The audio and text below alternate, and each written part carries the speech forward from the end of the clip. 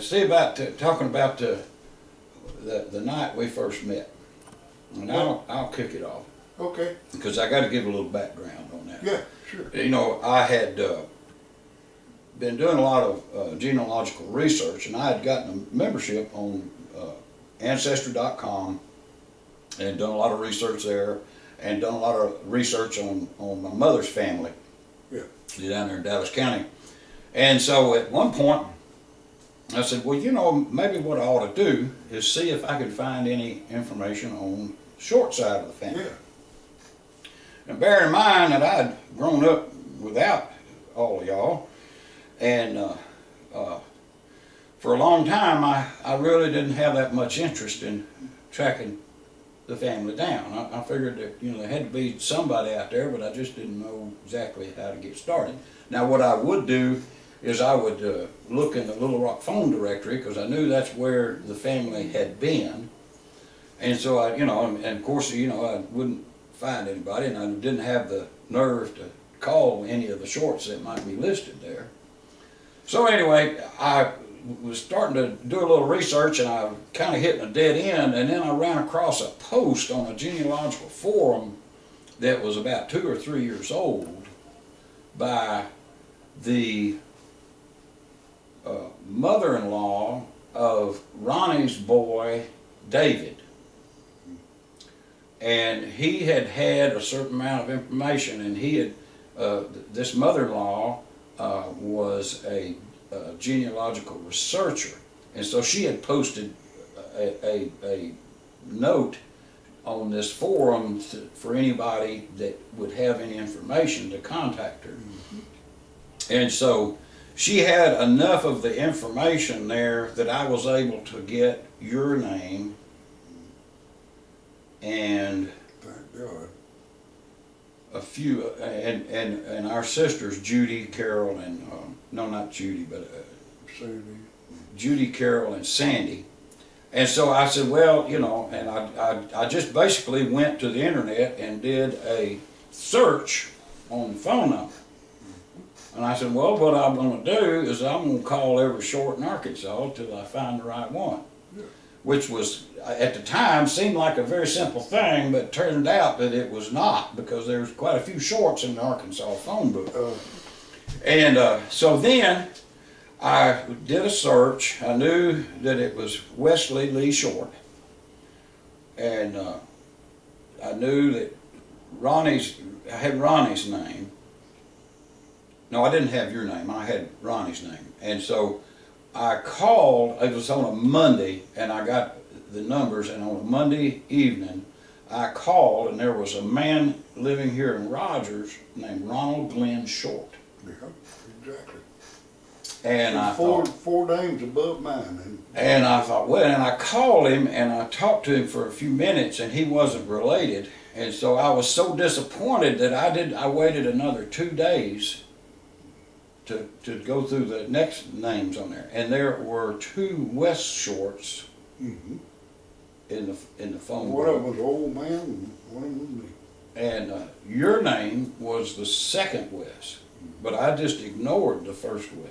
I went right to your name. Really? It did something. I didn't even consider calling that other one. I called your number. See, I know who that first one was, and he was an old man, and he had since died. Is that right? That's right. Before you called, he had died. Well, huh? And it was Wesley Short.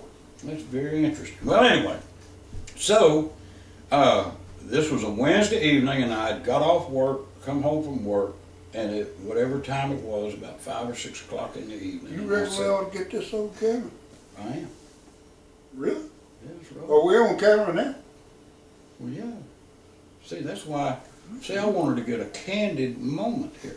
Oh, so anyway, far out. So it was about 5 or 6 o'clock in the evening, and so I got that number, and I dialed the number, and I was pretty nervous, and Wesley here answered the telephone, and I said, Mr. Short, I said, my name is Short too, and I'm doing family research. Well, I would have thought, you know, people would have said, you know, you're out of your mind, don't bother me. But old Wesley, he just said, why, sure. You know, and I didn't realize at the time he's just bored.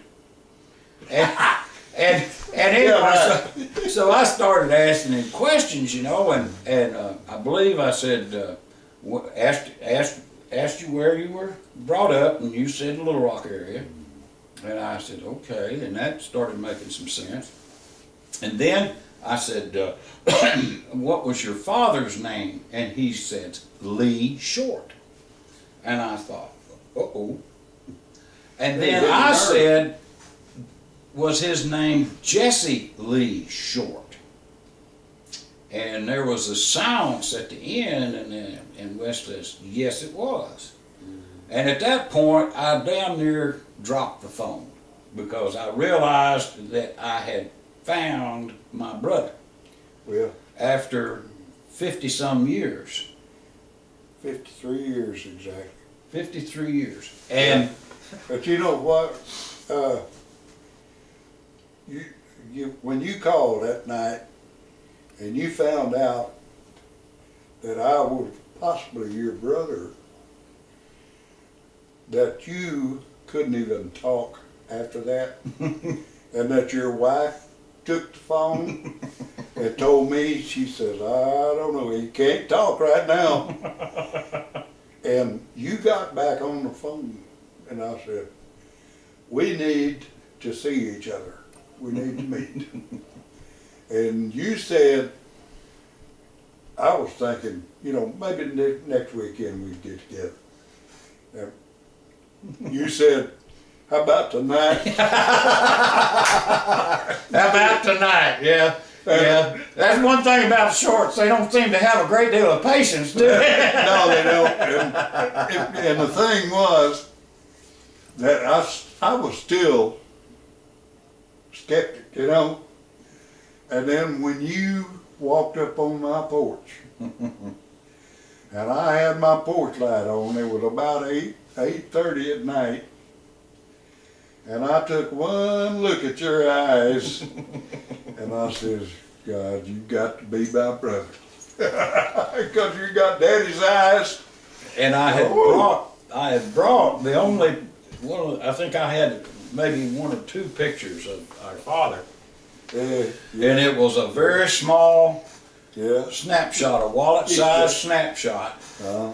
And I said, this is the only picture I've got of my father. Yeah. And I handed it to Wes, and he looked at it, and what was your reaction? I can't remember what I said, but I knew who it was. Exactly. And it was Lee Short. That's who it was. It was Lee Short. Lee Short. And so anyway, we kind of got an idea of what the deal was, and pretty well settled things that we had found one another after 53 years. Yep. And I remember asking Wes, I said, what kind of man was he, and what was your reaction? He was a sorry son of a bitch. We're not supposed to cuss. I'll have to bleep that out. Okay. But anyway, we then began to compare notes, and what we found as we talked and in later conversations over the next few weeks and months is that our father had 3 different women pregnant at approximately the same time. Exactly. He had his ex-wife, Wes's mom, Jewel, Yeah. pregnant, and he had my mom, Mary, pregnant, Yeah. and he had Christine pregnant. And in a lot of my research, I found that he married Christine in December of 1948. I was born in October of 1948, and Judy was born.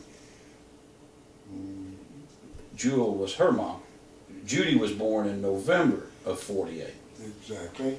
And so the interesting thing about it is that our father never acknowledged that Judy was his daughter And he also never said one word to any of the rest of the family about me.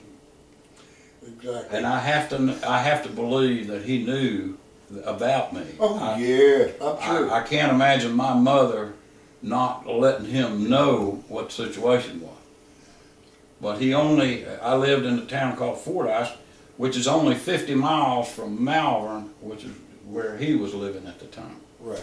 Now we had two other sisters that he had, two girls that he had with Christine, the last wife, Karen, who was born around the same time that Judy and I were, and then Brenda, who has since passed away in an auto accident, I believe it was, a couple of years ago. So we've got a little bit of an interest in family history, but we're sure proud to have found one another, and you bet. And we still got the same old ears and I know everything. the same. Yeah. And, it's been quite a ride. Quite a ride.